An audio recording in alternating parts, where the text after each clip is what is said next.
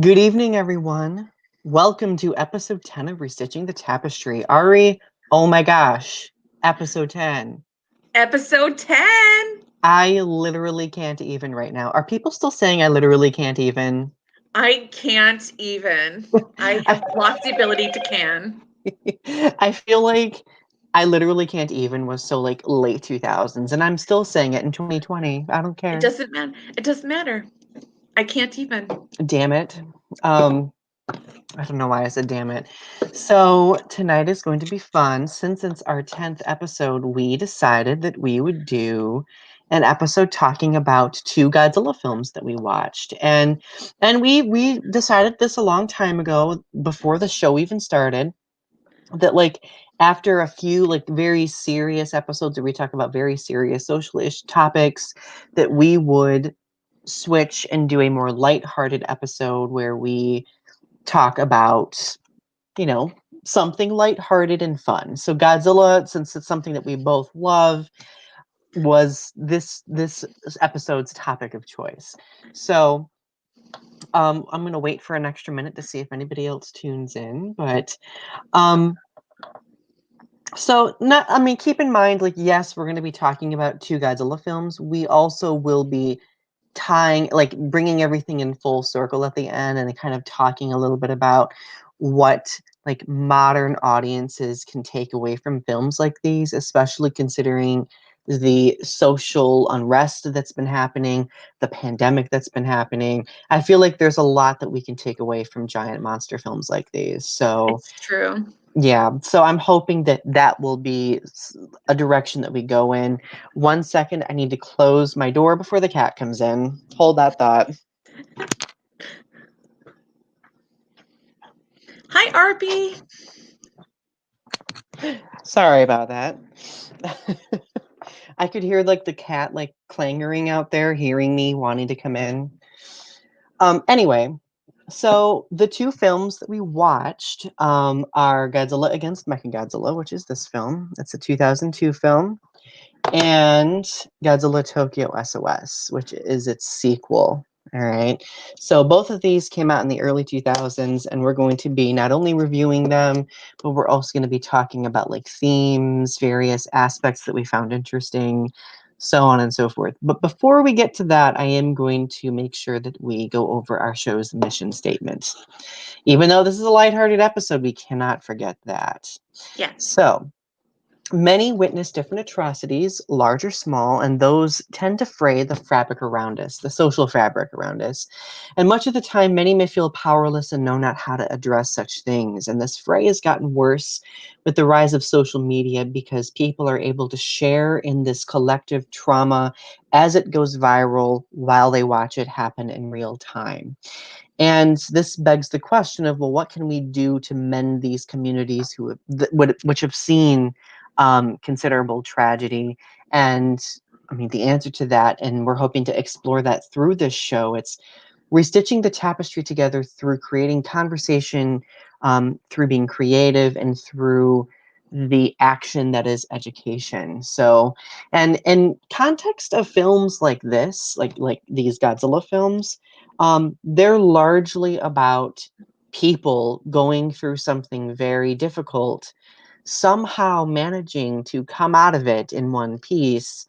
And I think it's worthwhile exploring um, those different journeys in films like these. So, all right, so let's start. First of all, Ari, how are you? Good.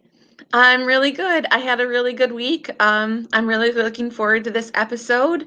I usually do Monster Movie Mondays on my channel, and we used to do Monster Movie Mondays back when we were in college together. We would Oh, watch a kaiju movie every week, and do you remember those days? I feel like I this will is remember very them. reminiscent. I remember them fondly, and I miss them dearly. Right. So this is very reminiscent of that. I'm trying to remember which monster films we watched I in feel like we college. watched Godzilla versus Mothra. Yeah, we watched that one. It was the older one, and I think Mhm. we watched. Did we watch? We watched the Mothra's trilogy. Yep, we with watched the the Mothra trilogy. We also watched, oh hell, what was it?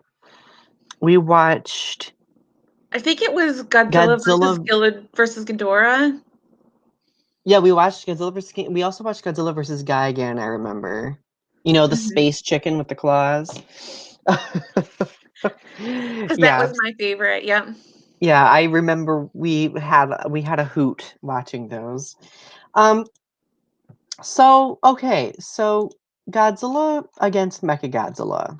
Okay, so this film came out in 2002, and I'm just going to do like a brief summary of the film. So, this film like canonically connects with the original Godzilla film from 1954, the original Mothra film from 1961, and another film called War of the Gargantuas.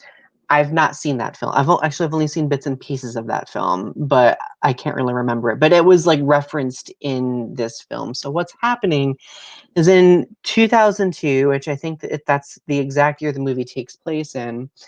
Essentially, the Japanese government is consciously thinking about how Godzilla's first attack on Japan in 1954 kind of put a curse on Japan because they've been continually getting attacked by other monsters, which is why they reference Mothras and the Gargantuas.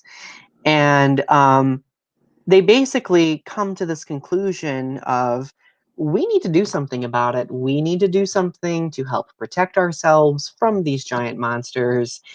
And their idea is to essentially exhume the original Godzilla's remains from the Pacific Ocean and use like an advanced combination of like computer programming, DNA splicing, and robotics in order to create a kind of biological weapon or a cyborg, thus being Mechagodzilla.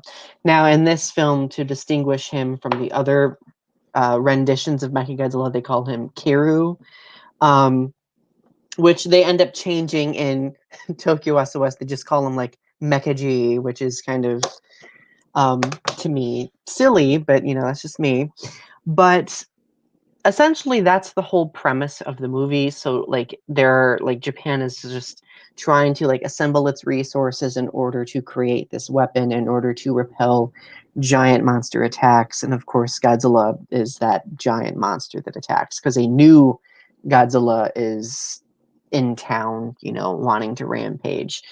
So and keep in mind, if you've not watched these films, we are going to be spoiling them for you. So, so if I've done enough spoiling already. I should have probably mentioned this much sooner.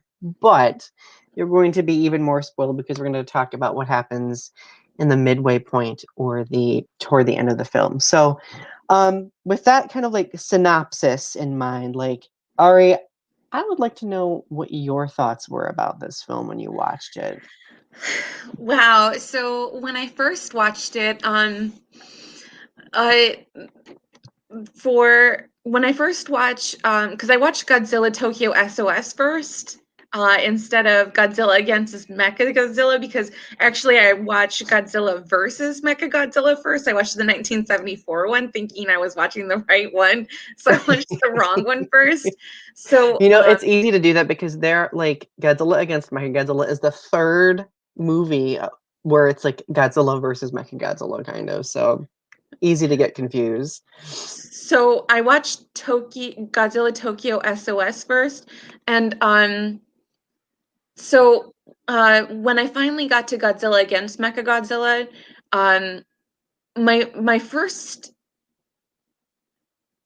thought of it, because it was such a vast difference between Godzilla Tokyo SOS, is that it just seems like a Go Army commercial. Like it's very pro military. It's very, it's just very and to like I've seen other Godzilla movies, and it's just it's so like the government works so well I'm so confused as to like how everything passes so fast and how they get their funding and just like the government just like works so well and the scientists are getting everything done so quickly and like the robot is just like functioning properly and like everything's just getting done in this timely fashion and I'm just like how how is this happening? If only our country would function with that level of efficiency. If only Japan worked at that level of functionality in real In life. all act, right. So it's interesting that you mentioned like the economics of it because this Godzilla film is actually one of the first Godzilla films to start talking about like the economics of like national security. Um, there is a scene toward the beginning where the prime minister is being like uh, interviewed, or like she's kind of being like paparazzi'd by a bunch of journalists, and they're asking like, how is Japan going to find the money to afford building this giant weapon? And she's just like, it's a what did she say? She's like, it's an issue of national security, we'll find the money. And that was the only like explanation we got, um which is a way more than we normally get in the films. So I do like that it kind of like brought in this like broader, like, Level yeah, this larger world perspective, because Japan had to get like UN like approval to actually build this, because technically Mechagodzilla is a weapon of mass destruction, and we'll talk about that here in a few minutes.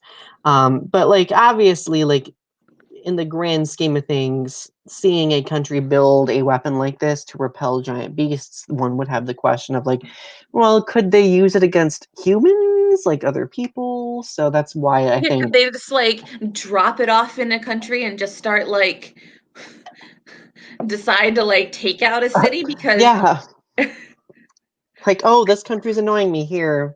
Let's drop this mech on you. yeah, it's like really intensely like I could see them just taking out a whole city, like, because you can see the damage it does in the movie. Like, it takes out like whole city sectors and just like Hmm. in an instant. Yeah, like essentially what they do is they equip Mechagodzilla with this thing called the Absolute Zero Cannon, which is like this weapon that shoots like a beam at things, and when it comes into contact with anything, it reduces its temperature to absolute zero, meaning it literally just is so cold that it just falls, like its molecular structure falls apart, right? So it literally could kill almost anything. So and there's a scene, another militaristically glorifying scene, where they are like covering Mechagodzilla's specifications for spectators, and they're just like, now we're at the final part of this. This is the weapon we're showing. Blah, oh. They show like a live demonstration of the weapon, and like all of the scientists around the world are like, holy shit, like what is this? Oh my god. They're just kind of like utterly horrified, of this type of weapon that's brought into existence. Hi, RP.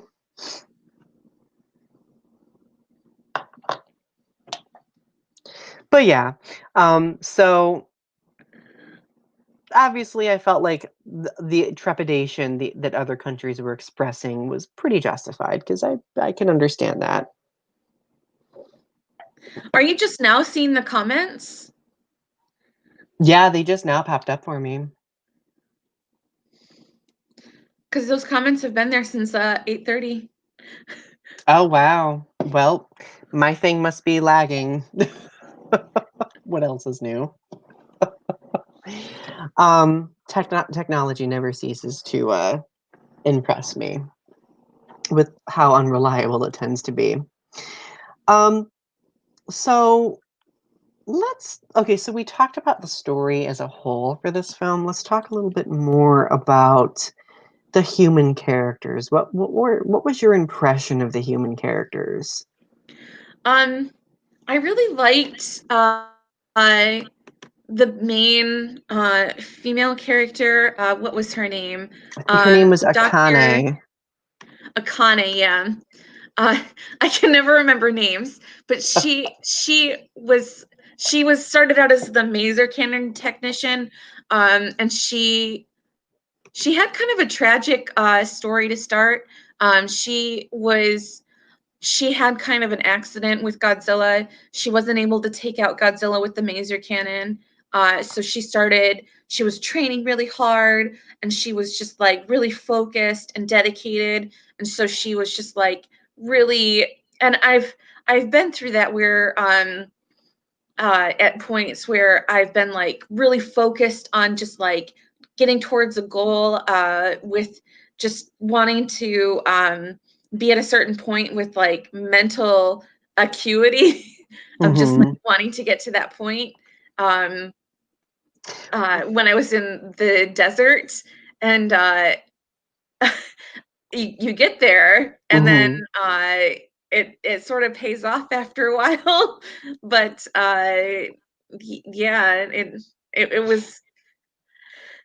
Well, it's like what's like for her, I think also part of the tragedy is the fact that like, and I think there's like I applaud the film for having a female main character, but there are a lot of like conflicts in the film that are very misogynistic. There And are. I think it was intentional. I don't think it was like just intent. I don't think it was. I think it was intentional because it provided like development for her. But like at the beginning, like that uh, accident that you were talking about um, leads to like her unable to repel Godzilla with the maser led to an accident where some of her colleagues were killed, and the like that branch of the military like in a way just they just had to place blame on her and like gave her like this office position, and of course like other male colleagues were like super like jealous of her exposure, angry that she allowed those fellow officers to die. And there's just like this conflict between her and this other character throughout the entire film, and he just essentially is degrading her And and bullying her, noting, yeah. yeah, and also like implying that she is like there was a point where he like implied that she's a slut, and I'm just like that came out of nowhere. Um, but Oh, this, yeah, in the cafe when she was having coffee with that guy, the scientist. yeah, and basically he made the implication that, oh, how much did you pay him, to be with you, and Yeah, I I remember was, that. That was like really weird. That was a weird scene. I was like, why are they yeah, putting that in there? That was kind of well, weird. see, part of me, like, I also have to remember that I normally watch them with, like, in Japanese with the subtitles because the dubbing leaves out a lot, usually. I Yeah. can't remember if that dialogue was the same in the subtitled version, but I'd have to watch it with the subtitles to be sure. Um but yeah, like it was a point where like his character seemed like he was grasping at straws, and it was just like, okay, a little excessive, like what the hell. Um, It was but just like, okay, dude, you're pushing it. yeah, it's like, okay, she's already self-loathing because she's already feel really guilty. She feels super isolated. She doesn't feel like she fits in. Like, I remember when I first watched this Godzilla film as a teenager, I related to her so much. Like, I was just like, oh my God, I feel so isolated. I feel like I don't fit in with people. People misunderstand me, so on and so forth. So, like, I think she's a great character. Um, I just think that the other men in the film are basically little dicks. But she also relates to the daughter of the scientist, because the daughter of the scientist Mm, also feels isolated because she lost her mom and her dad is always working. And so all she has is this plant that she's dealing with. And mhm. because she's doesn't really relate to her friends who kind of treat her kind of weirdly, and so she doesn't really have anyone that she connects to on a personal level. Right. I think her name was Sarah, right? Like Sarah, yeah. her dad, I think his name is Dr. Yahara, something. I think that's his name. Um, he is one of the people who is recruited. I think he's a cyberneticist. He's recruited to work on Mechagodzilla. So like he literally has to uproot his life, and I think he was a teacher, and like move into this area where he's like working with government officials. So It might David be just tuned Dr. in. Goro Kano. Was it Goro? Is that it? Goro Kano? I feel like it was Yahar. I can't remember. Doc, I in my notes I have him called. I call him Doctor Dad. It is Doctor Dr. Dad. Dad. David's here. Hi, David. We're talking about a couple of Godzilla films, and we're going to be tying them in here toward the latter portion of our show with current events and what people can take away from stories and characters like this. So it's our lighthearted episode. I have YouTube up for the comments because in StreamYard the comments are not coming up fast enough for my tastes. So, but yeah, like this little girl, like it almost seems like she had to grow up way faster than she should have, because she seems to be very conscious of like life and death, obviously because of her mom's passing. And Mhm. her mom died in childbirth because she was pregnant with like a sibling. So Yeah. not only did they lose a sibling, but she also lost her mom. So that's very, very tragic. Yeah. In fact, like I really got to applaud that little girl because she held her shit together much better than I could in that type of situation. It's true. Right. But like, because normally in any giant monster film, if there are child characters, they're usually made to be super duper annoying, like extremely annoying. But like Sarah like seems very down to earth. Like she has her like child tendencies, of course, but she's very self-aware and she's very, I would say, empathic of the people around her, right?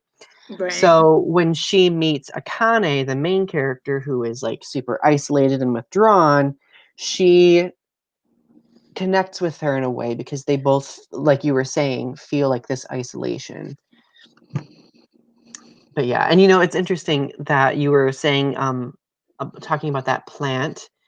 Um, the plant, in a way, becomes like a metaphor for closing oneself off, and a metaphor to clinging to the past, right? Because the plant is sleeping grass. Whenever you touch it, it closes up. I thought it was Mhm.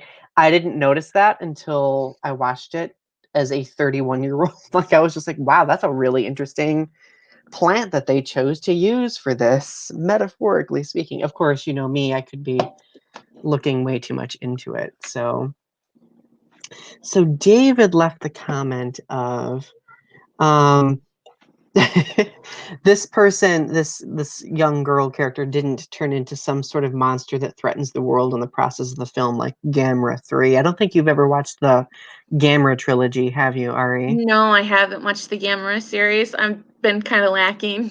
Well, I've only watched them like once.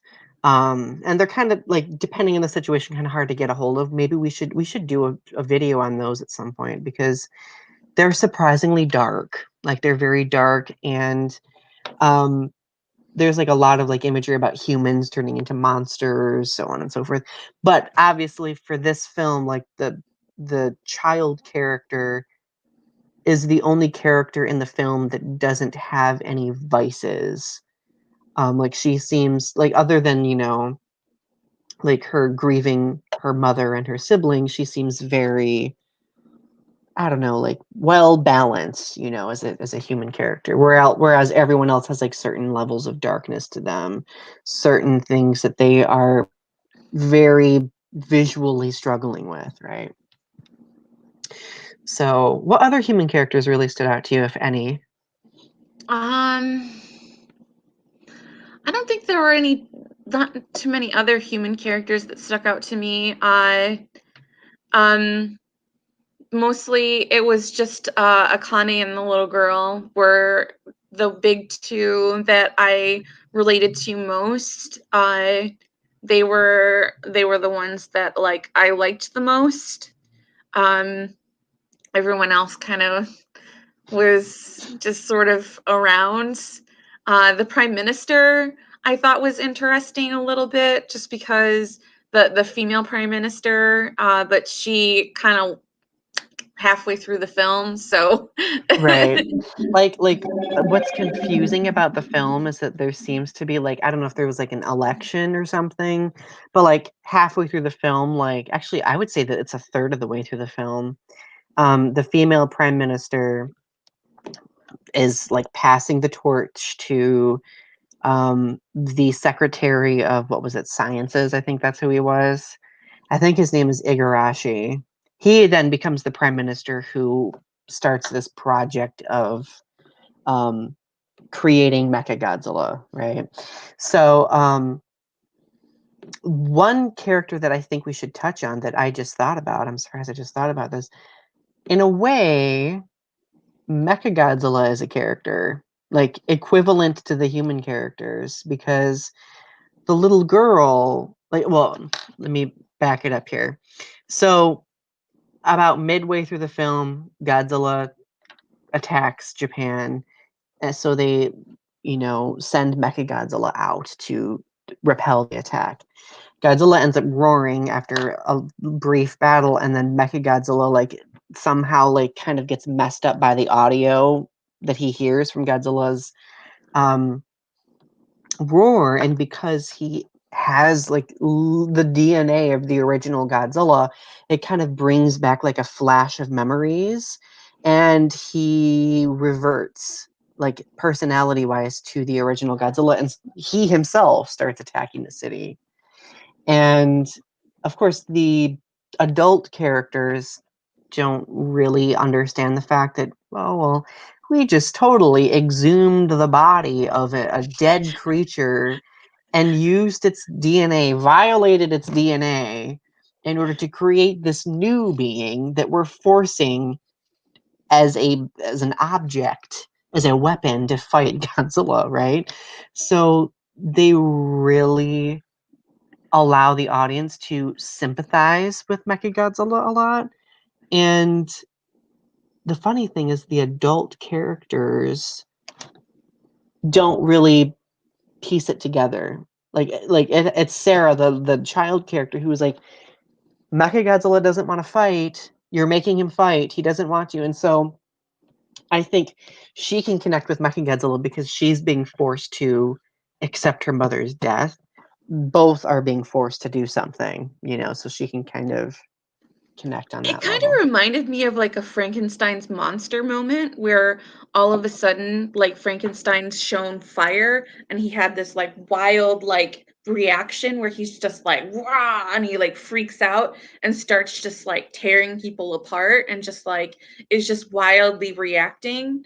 I felt like that's what it was, is that he heard the roar and he just starts wildly reacting and he was just like he had this like visceral reaction where he had this like wild memory of his own death and he was just like, I can't handle this, and just started wildly attacking because he was just like so upset because he remembered his own death, and it was just Mhm. like he kind of just got discombobulated and he like got confused about where he was and what was happening, and he was just like, why am I still alive right now kind of Oh, feeling. yeah. Oh, And yeah. he was just like, I need to start attacking again. And so he was like, had the ability to, so he did. Yep. Well, I mean, it's possible that he just didn't know what was happening, like you said, he was discombobulated, he was just, like, probably just trying to understand what's happening. And, David says in the comments that, like, the creation of Mechagodzilla was considered unethical because in the following film, Mothra threatens more on humanity for interfering, and we're going to talk about that here in a minute, because Tokyo SOS really kind of like creates like this more spiritual, like higher level type of thing that humanity is interfering with, right? Um, so like when you think about it, like Godzilla himself originally was a very tragic character, because essentially he is a dinosaur that was living in the South Pacific on an unexplored island or in an unexplored area where like it was irradiated during nuclear tests. So like he literally turned into this malformed, mutated being. I mean, thinking of it from an animal's perspective, do we think that Godzilla really knew what was happening to him? Was it probably a painful experience? I would probably say yes, right? And and he died by human hands as well. So he like went through this traumatic experience, lashed out on Japan, and then was killed by a human in a very like, I don't know, I can't remember if I think we watched the original Godzilla film a long time ago. Right, they used an oxygen bomb against him to suck all of the oxygen in the water around him, thus destroying all life in the water around him and sucking the oxygen from him, so he was just Yeah, bones. he like liquidated, and like this is a, kind of a plot hole for this film too, but his bones even vaporized. So that's one of my issues with this film, because it doesn't really explain like, well, in the original Godzilla's bones disappear. How are they suddenly here now? You know, I mean, I'm sure there are theories that I'm probably not aware of, but um, and you know, it is funny because when they use the oxygen destroyer in the original film, like David mentions in the comments, in the 1995 film, we see that using the oxygen destroyer as a weapon of mass destruction actually creates another monster. But we'll talk about that in the future, because that's a really interesting story too. But So Toya. yes, I love Destroya. Um, but when you think about it, like it's super tragic, right? And I really think that the film does an effective job like helping us really sympathize with Mechagodzilla, and thus makes us sympathize with the original Godzilla too, which is a super interesting like twist. Whereas like for the actual Godzilla, like the second Godzilla that appears, or the newer Godzilla, we don't really sympathize with him. He doesn't really have, I mean, he's not really painted as having a lot of personality in this film. He's just a lumbering force of nature, right?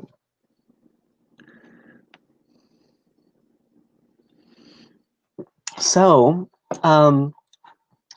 let's take a gander at what else we had here. We already talked about the Japanese politics. We talked about the world politics. We talked. Oh, we need to talk about. Okay, so the final battle, right? Um, it ends up being a draw. Um, I thought the last shot was so great because here it is, and to spoil it, it comes down to the fact that one woman, this tiny little woman, is standing there, and she basically, it comes down to one woman repelled a giant monster. And I was like, "Yeah, Kane, you got that right. giant Oh my monster." God! And it was Like like one woman against the world. it was a wonderful film that promoted a lot of female representation in the Godzilla franchise, and there has been female representation before in films, but this one looks at it from like, I mean, it takes a military angle, right? Yeah. And it looks at a woman serving in in the Japanese military. So that was super interesting. But like in the final battle, like she ends up having to get into Mechagodzilla and manually control him. And she ends up using like kind of like dropping Godzilla off in the ocean, using that like that super weapon that is built into him, and Godzilla ends up being like mortally wounded and leaves. So that's how the film ends. It kind of leaves us on a cliffhanger. Um, and I don't know if you saw, like, there's a post-credit scene in that film. Um, but at the post-credit scene has a moment where like Akane gets together with Dr. Dad and his daughter, and Akane basically tells them that they gave her the strength to keep fighting because there was literally a point in the film where she was questioning her existence, like earlier on, and it led to Sarah, the kid, telling her that all life has value to it. All life matters, and that's essentially the theme of the film, I would argue. Mm-hmm. So, were there like any other conflicts you wanted to touch on, or do you think we touched on almost everything for that film? I think that we touched on basically everything. Same. Now, Tokyo SOS takes things up a little bit of a notch, like at least when it comes to like conflicts and themes, I would say. Um, so just to summarize Tokyo SOS, I'm going to try to summarize it far more quickly than I did with the first film because I want to hear your thoughts about this film. Um, but Tokyo SOS essentially picks up where Godzilla against Mechagodzilla leaves off. And this film obviously involves Mothra. So the primary aspect of this film surrounds the conflict of man versus nature because Mothra comes into the picture and literally tells humanity, hey, you interfered with the soul of something that had died. You cannot, like, humans do not have the right to interfere with the souls of the dead because you can't play God. So return Godzilla's bones to the sea, or I will declare war on you. So, like, the threat of Mothra declaring war was pretty significant because this film, like the last, builds off from the original Mothra film where Mothra literally destroyed Tokyo, like obliterated Tokyo. So that's a very serious threat, and one like it's not very common for Mothra to make a threat. So if she's pissed off enough to do something like that, you know. So obviously, most of the film revolves around that. We see like we're introduced to a human character named Yoshi Chujo, and Mm-hmm. he is an engineer for Mechagodzilla. So it Yep. focuses more so on the scientists or the technicians instead of the military personnel, which was interesting. So a lot of the film centers around like Mothra fighting in Mechagodzilla's place, and then Mechagodzilla being brought into the battle because it he needed to help Mothra, right? And of course, Godzilla's eventually defeated, and the movie ends up finishing off with both Godzilla and Mechagodzilla returning to the sea, like in a very like poignant like fashion. So like over the course of the film, the humans are made aware by Mothra's twin little fairies that humanity was in the wrong for doing what they did. I mean, they already created Godzilla, which was wrong, but they went and took it an extra further by creating this mechanized creature, this weapon of mass destruction. David said, I think Mechagodzilla is a mirror for humanity trying to control something that's a result of its own mistakes and carelessness. And he also said, I find Mechagodzilla is also a mirror for people who need to face themselves as Mechagodzilla attempts to being an anti-Godzilla. Right. Oh yeah, like and that's an interesting point that you make because Mechagodzilla is being placed in the exact opposite position that he was in when he was alive as Godzilla, right? So I think he himself, like by being turned into somewhat of a machine, like that primal instinct is kind of like it's fallen away and it's led to like him having a sentience, like an intellect, right? So he is capable of understanding what has happened to him. Um, and I thought that was super interesting. But like, what would like Ari? What was your impression of Tokyo SOS when you saw it for the first Um, time? so I got a completely, it's totally different from Godzilla against Mechagodzilla. Um, it starts off like Godzilla versus Mechagodzilla, the 1974 film. It has this very dramatic beginning. It shows a kaiju and it's like very in your face with the title card, and it has the title music, and it has that military music again, and it's like like just like right into your face, like giving you a teaser about the rest of the film.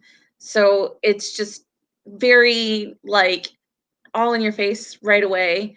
Um, Hmm. but it was very reminiscent of Godzilla versus Mechagodzilla.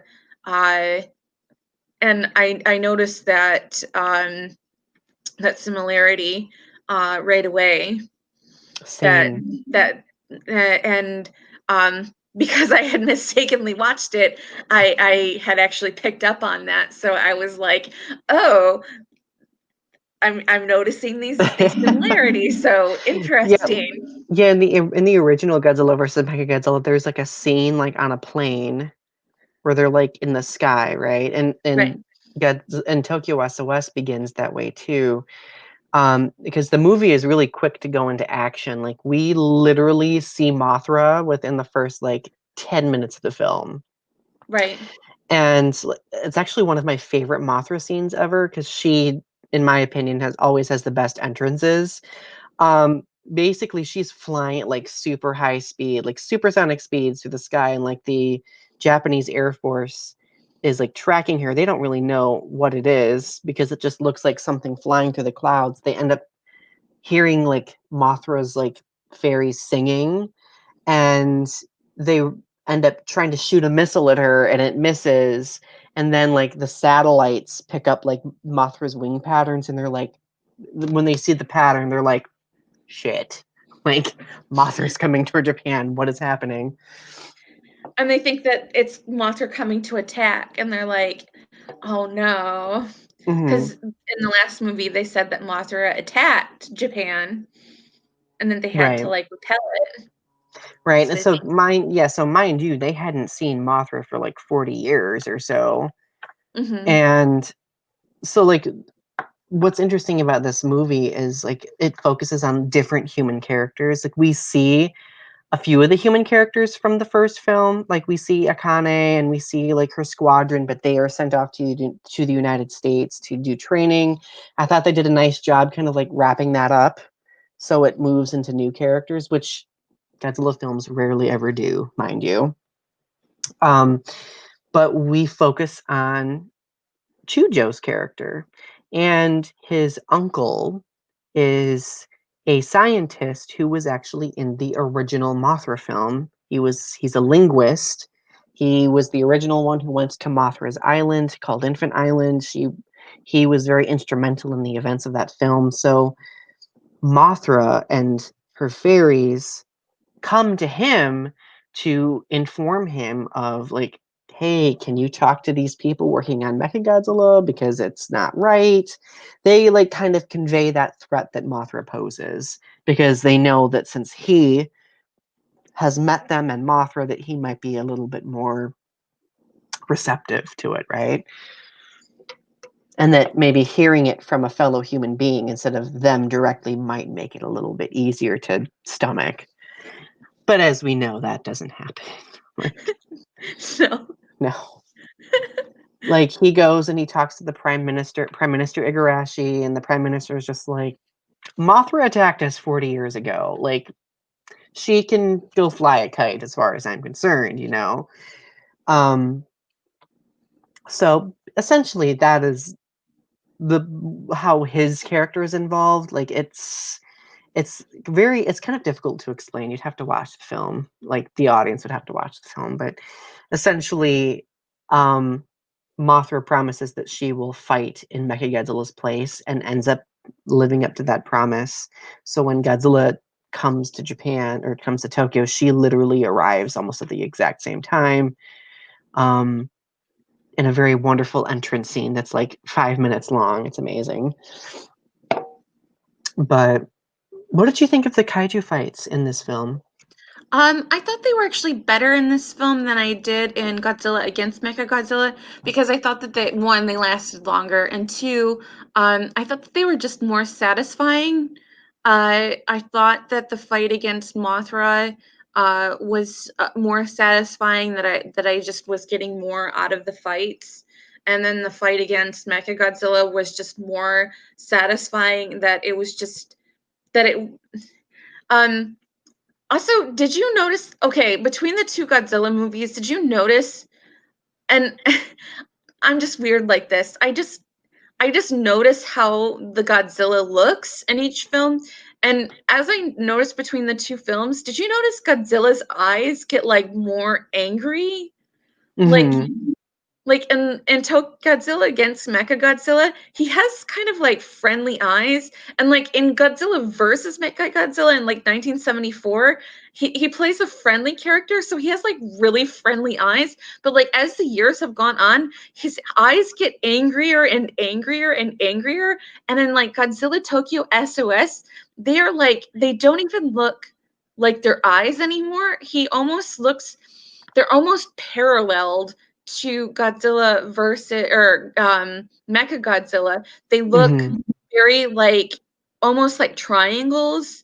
They almost look not like their animal eyes anymore. They almost look they're so animal They they look almost like cyborg eyes because they're so like slotted and well, like because they look he so it's yeah, serious. he looks otherworldly, and I think that's what they were. I think that's one thing I really like about the monster designs in this, because honestly, in these two films specifically, like they like the monsters look more realistic than they obviously did. Like you can tell they like it being the early 2000s, they had more like up to date like effects technology to work with. You know, my Well, one of yes, my they well, definitely look more realistic. one of my favorite scenes, I mean, obviously Mothra's entrance is amazing, but like right after her entrance, she starts battling Godzilla.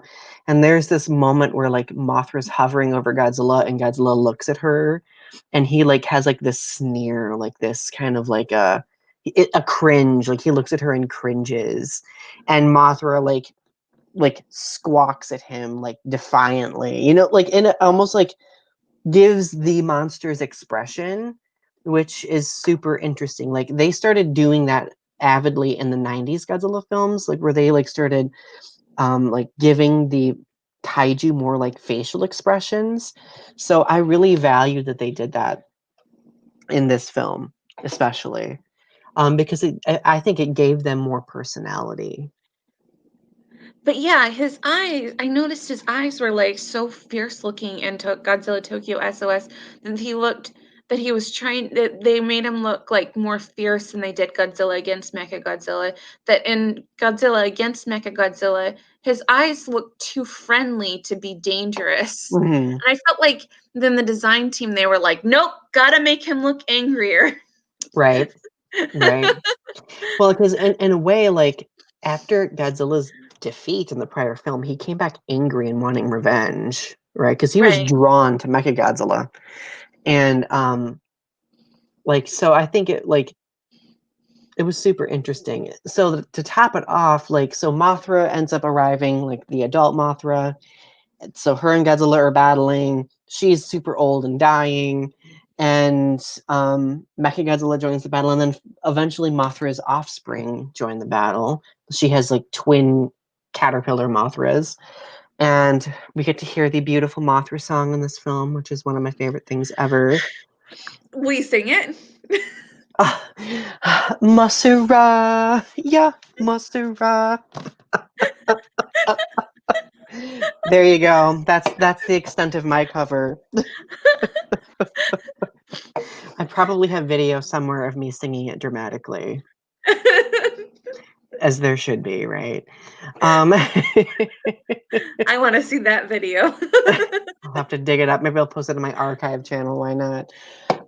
But like that song was established in the first Mothra film, and it's been in almost every film that Mothra has been in, because the fairies have a telepathic connection with her, so they can summon her or empower her with that song. So that's what really makes Mothra interesting, because it kind of she provides like a very fantasy-esque foil to the scientific horror that Godzilla is, you know. Mhm.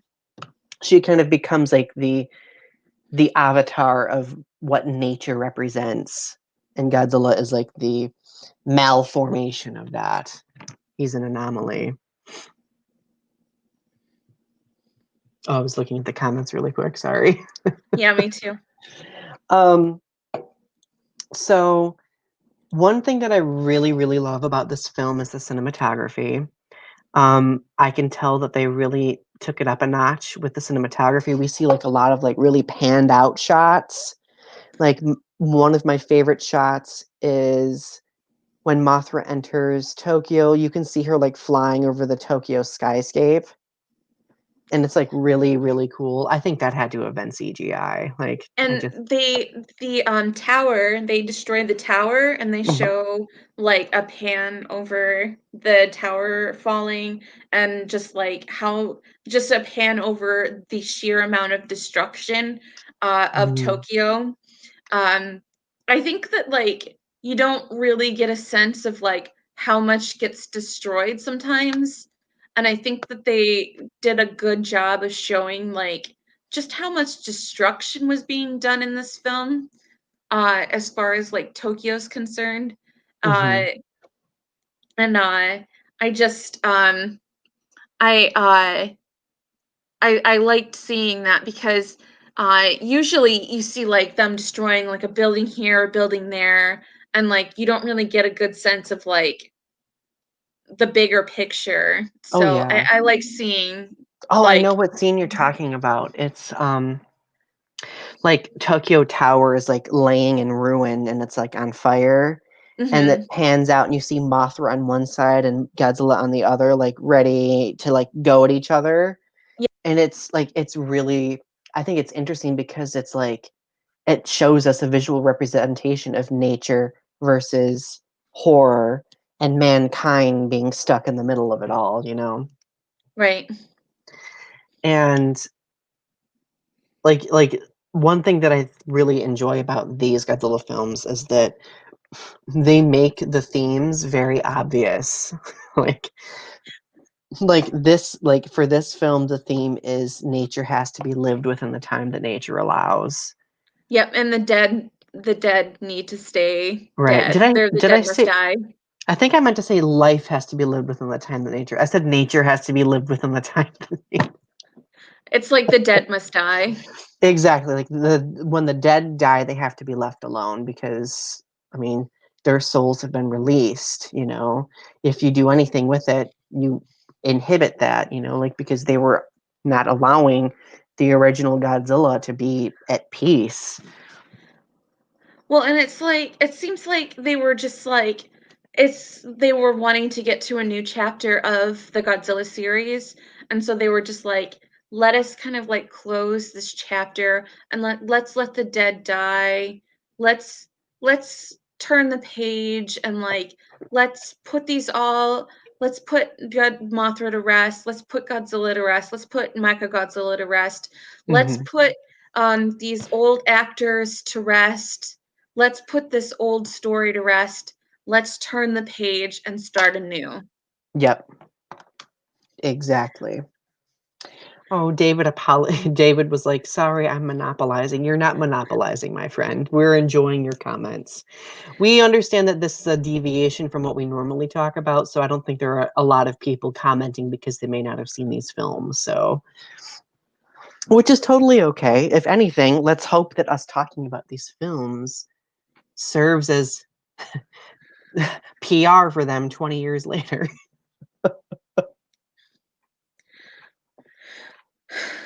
So I But do have a I find it fascinating because Godzilla has changed over the years from being like he went uh from being the danger to the natural disaster who destroyed Tokyo to in the mid 70s where he was the friendly protector of Tokyo who worked with all of the other kaiju to save Tokyo and then back in the early 90s to in 2000s to being once again the destroyer of Tokyo and right. I think it's like I was told once when I was in high school studying film that it had to do with shifting attitudes towards the United States.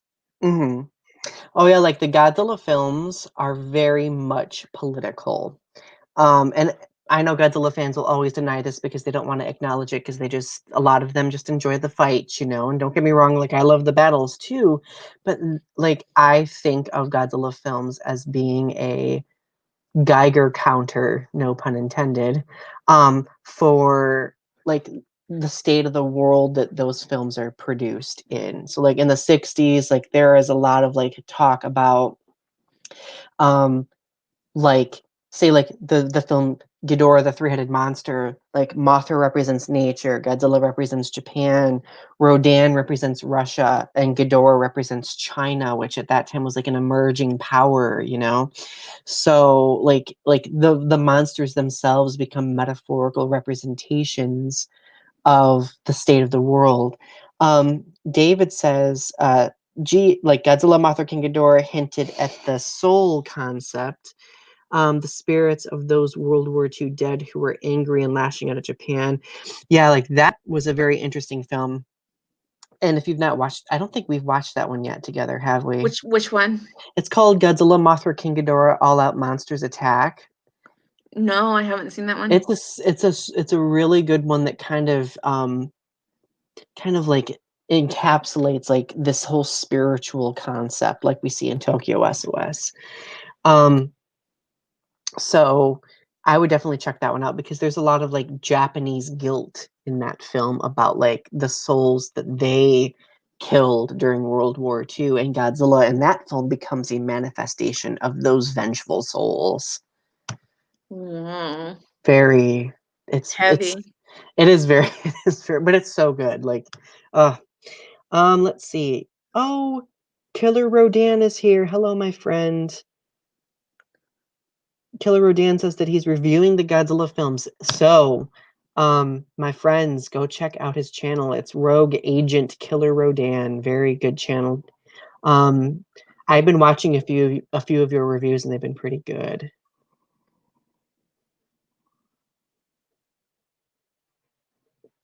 And he said that I've never really liked the Millennium series of the Godzilla films, if I'm going to be honest. That's fair. That's fair. We all have like certain films we don't like. I know like one thing that turns off a lot of people for these like Millennium films is that aside from the two that we're talking about, the other ones are like standalone films that aren't like episodic in any way, you know? I think they were just trying to create a blank slate with every single, you know, film because they were trying to reinvent things. And I think that's why after Tokyo SOS, they just did one more film for the 50th anniversary, and then they were done until, well, Shin Godzilla a few years ago. Yeah, I was thinking that there had been kind of a gap after that they hadn't really done a whole lot with Godzilla for a long time. Yeah, and they retired the character for a while, but then like when the United States started making films, they were like, well, we were considering doing it again. So, because I mean, I think I think we acknowledge that Godzilla is a pop cultural icon at this point, and so are the other monsters too. So, like, they're very much like people are aware of them. They still garner popularity, and I think that's why that they're still making films. So, we're probably going to go over a little bit on time tonight, by the way, but let's let's get to our final questions that are super interesting. Unless you have anything else you wanted to add about Tokyo SOS. No. So I do have one confession about Tokyo SOS. What's that? So Godzilla Tokyo SOS was part of my gay awakening, um, because Yoshi Chujo was one of my first character crushes. Aw, he Because is cute. he is attractive. And it probably started my fixation with like Japanese guys because I've always like been super super attracted to Japanese guys. So That's oh, you're so cute. thank you. Killer Rodan asks, "Why are you two so awesome?" Hair flip. I don't know. Because Ari and I just have wonderful chemistry, and we always have. That's right. Kawaii. Um, so we've already talked about our favorite parts of each film. Like, I guess if well, I mean, we ish kind of touched on that, but if we were to pick our favorite scene from both of the films, what are your favorite scenes? Oh, I think my favorite scene uh, out of Godzilla against Mechagodzilla is probably the montage scene. Godzilla against Mechagodzilla is the montage scene where Akane is down and out. She's working the desk and she is training. And she is just like nose to the grindstone. She is training, and Sarah is doing the stuff with her plants. And like everybody's just kind of like they're building the robot, she's getting her stuff together, and everybody's just kind of like working. I love Yeah, that scene. it's like a high speed exposition, which I thought was really cool and something that Godzilla films don't do super often. How about Tokyo SOS? I think my favorite scene in that movie is it's actually the fight scene where Mothra is shedding its scales. And it's like starting to die, and it's I think that just the way that it's fighting Godzilla, and um, it's using its whole body and it's putting all of itself into it. I felt like it was so beautiful, and it was so sad because I knew it was going to die after that.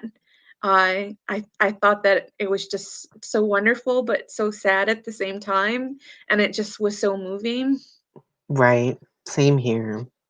For me, Godzilla against Mechagodzilla, my favorite scene was um, I love the second battle where my favorite scene is where Mechagodzilla grabs Godzilla by the tail and like twirls him around and like flings him across the city. It was like glorious. Like it was amazing. Um I do also love that ending scene where like the ocean, like the big splash of water turns into like this giant like tornado of ice. It was kind of really cool. Oh, that was pretty. Um, for Tokyo, like, see, it's my difficult thing for Tokyo SOS is that there's so many. Like, I will just say any scene that Mothra's in is my favorite scene. Hmm. But if I were to pick,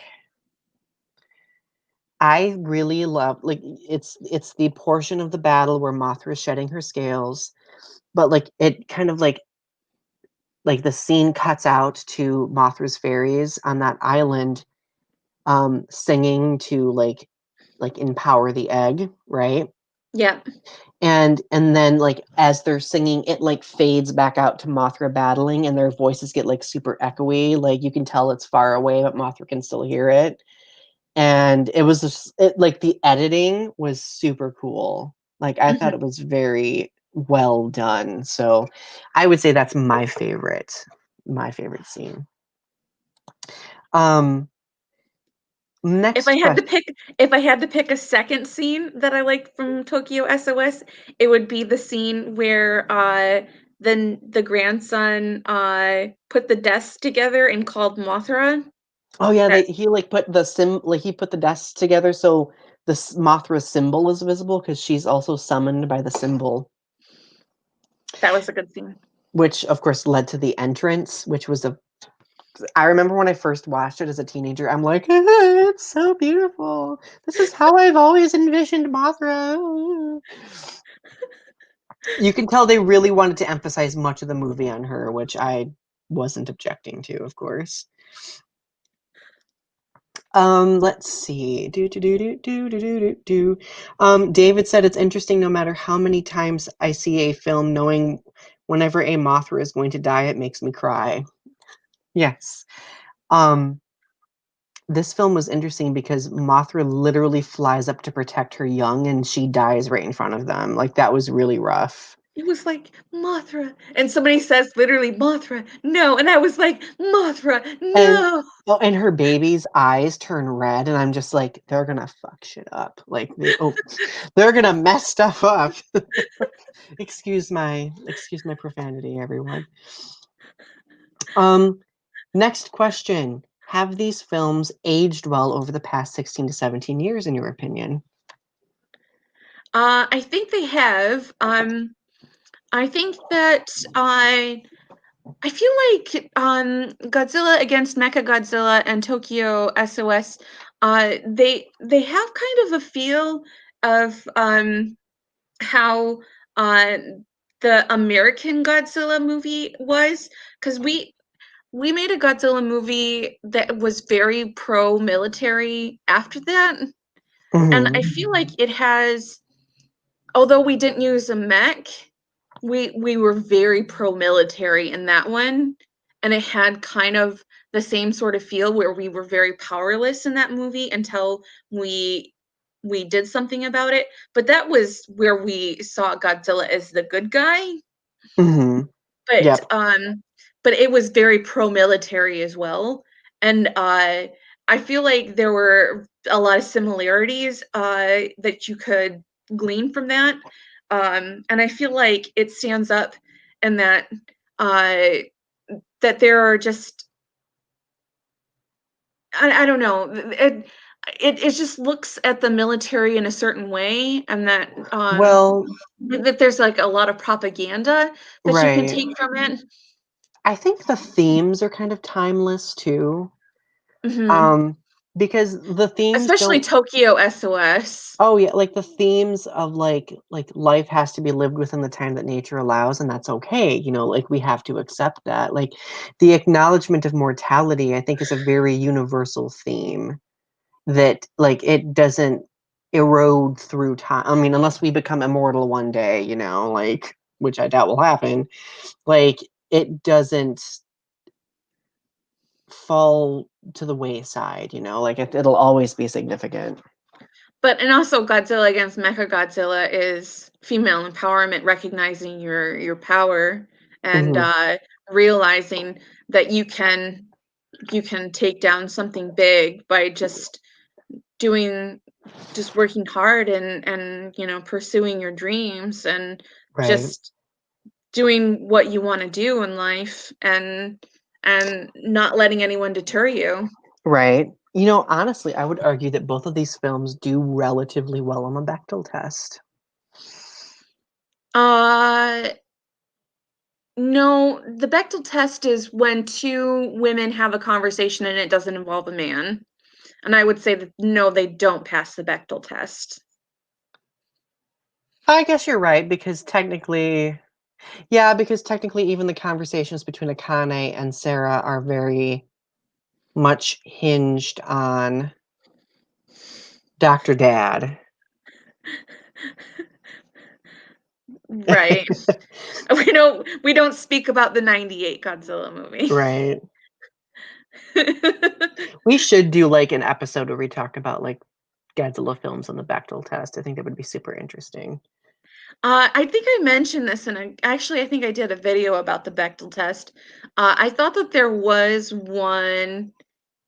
We talked about the Mothra series, and the Mothra series trilogy does Mhm. pass the Bechdel test, in Mhm. my opinion, Oh, but the I think Mothra so too. series isn't the Godzilla series. Mm-mm. Oh god, we could do a whole series in the Mothra trilogy. That's how much I love those movies. It's been a Um, while since I saw them, though. oh, they're so good. They're so Um, good. so let's see. My next question. I think we've already answered that question about connecting with contemporary audiences because I think they would connect with contemporary audiences because of those themes, those Mhm. messages. Um, Last but not least, examining current events. How may the films help convey important themes people may find beneficial today outside of the ones we've already talked about? Um, One that I can think of, the both films really emphasize this theme of working as a team to come together to resolve some sort of problem. That's actually something very common in Godzilla films. Um, and I think it is really like when I watch these, I found it really relatable because right now we are in a pandemic, and I couldn't stop thinking about like how if we were to mobilize more effectively and do what we're supposed to do, like we would probably be in a much better position than we are in right now. And seeing like all of the characters and all of the different, departments and groups of people and monsters come together in these two films, like it definitely screams like in order to resolve a problem, in order to survive, you need to work together. Yeah, it just felt like when I seen all those scientists and people coming together from all of those different fields, and they were just all like having a conversation and working together to effectively get something done, it just felt like it felt so hopeful. Hmm. And just idea of like them, like scientists coming together to like combat coronavirus, it was just like, yeah, if we could just like get a compendium of like scientists and like engineers and stuff to like combat coronavirus and just like put their heads together and just be like, they can maybe get it done. Right, that would be amazing. Well, I think that pretty much concludes my questions. Were there any other important themes that you think that might apply to current events? Um, well, I feel like I feel like it's definitely the pro military. Uh, I feel like that's definitely a current event that we're dealing with now. That our society definitely is very militaristic in our society in the United States, and we definitely look through the military through these rose-colored glasses that they have in the movie, and that we see the military through this lens that they show in the movie, that it's this rosy colored perfect well ironed machine that Hmm. doesn't have any issues, that always works on time, that gets the job done and defeats the enemy, and always, you know, always does Always the is right thing. always is fueled by patriotism, like Right. unwavering, patriotism. And I think that it's an interesting look at um, how it appears, because it makes you think like, is th- it gives you something to think about, like, you know, this is the rosy colored view, and when you look at the real military, it's not actually like that in the real world.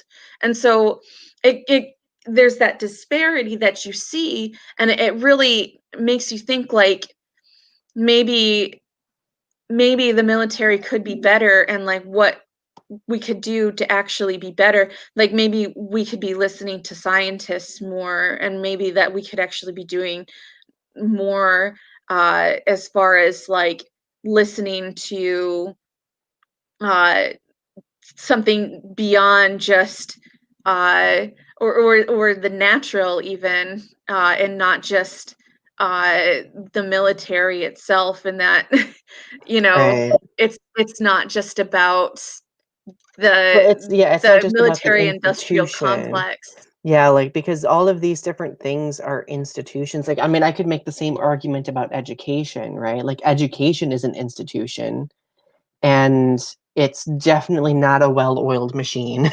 Like, it's so not. So, I think that's excellent because these films do kind of provide a mirror. Not only that, but it provides like the perspective of like another country's perspective, on um, national pride, military, and how like they revere it. I think that's very interesting. So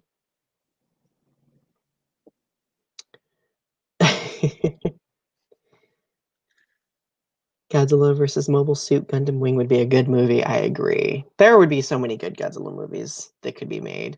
I really have a very hopeful future for Godzilla because I know the company in Japan has said that they want to create another like Marvel Cinematic Universe sized series of Godzilla films, and I'm just like, yes, please do this. Well, Ari, my dear, do you have any parting words for our spectators? Um, I hadn't seen them before this last couple weeks, so I definitely learned something new from watching these films. They definitely gave me a lot to think about, and I hope that you enjoyed our talk tonight, and that you got something from this talk as well, and that you have a great rest of your night. I love it. And just to reiterate, because I know I've said this in other videos before too, like if there's a franchise or show that you're super passionate about, don't feel bad having super nerdy conversations like we're having, because as per our conversation, you know that a lot of these different like creative arts, these modes of media can be used to help us gain more perspective on like what's happening right now in the world, what we might do differently, so on and so forth. I very much consider media to be very excellent tools for introspection. So anyway, I love you all. Click like on the video. If you were watching it later, feel free to leave a comment and subscribe to Ari's channel, Strange Nothings. And of course, if you've not subscribed to mine yet, please do. Have a wonderful rest of your evening, and we love you. Bye. Bye.